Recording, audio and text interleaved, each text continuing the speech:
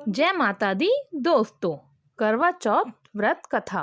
बहुत समय पहले एक साहूकार था जिसके 7 बेटे और एक बेटी थी।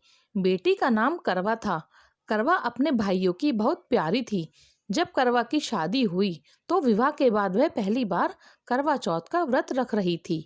उस दिन सुबह से ही उसने अन्न और जल का त्याग किया और चंद्रमा के दर्शन के बाद ही भोजन करने का संकल्प लिया। शाम के समय करवा बहुत भूखी और प्यासी लग रही थी।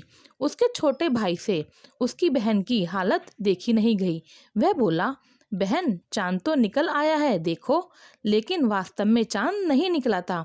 भाइयों ने छल से एक पेड़ के नीचे छलनी रखकर दीपक जलाया ताकि ऐसा लगे जैसे चांद निकल आया हो। करवा ने भाइयों की बात पर विश्वास कर लिया।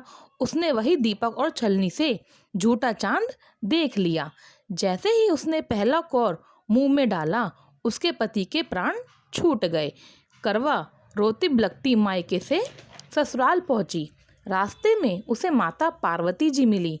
माता ने कहा, बेटी, तूने व्रत अधूरा किया है और धोखे से खोला है, इसलिए यह परिणाम हुआ है।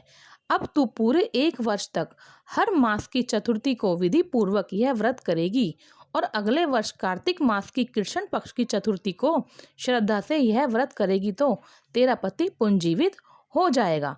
करवा ने माता की आज्ञा मान ली। पूरे वर्ष तक उसने श्रद्धा से व्रत किया। अगले वर्ष जब उसने विधि व्रत किया तो चंद्रमा के दर्शन के साथ ही उसके पति पुनर्जीवित हो गए।